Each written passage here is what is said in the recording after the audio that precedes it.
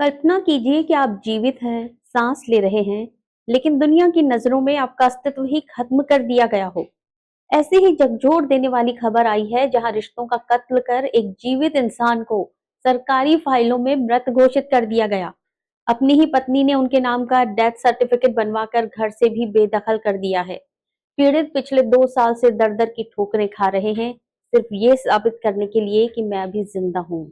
हाथ में अपनी ही मौत का प्रमाण पत्र थामे ये है भीलवाड़ा के देवीलाल रेगर।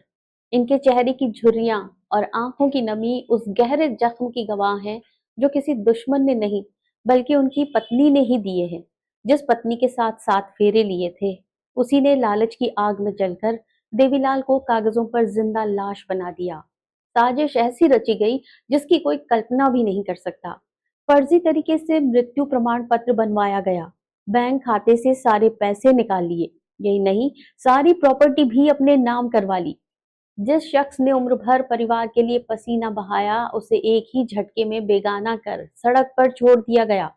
आज ये बेबस पिता और उनका बेटा पिछले 2 सालों से किराए के एक छोटे से कमरे में जिंदगी काट रहे हैं।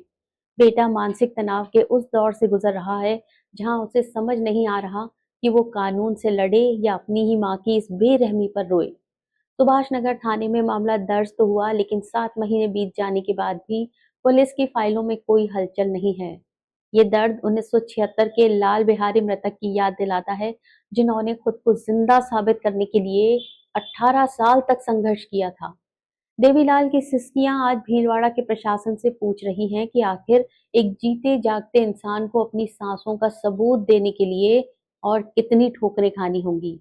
क्या सिस्टम इतना अंधा हो चुका है कि उसे सामने खड़ा इंसान नहीं बल्कि सिर्फ एक कागजी सर्टिफिकेट दिखाई देता है। अब इंतजार है तो बस उस इंसाफ का जो देवीलाल को उनकी पहचान और उनका खोया हुआ सम्मान वापस दिला सके। मैं देवीलाल रेगर अभी जिंदा हूँ।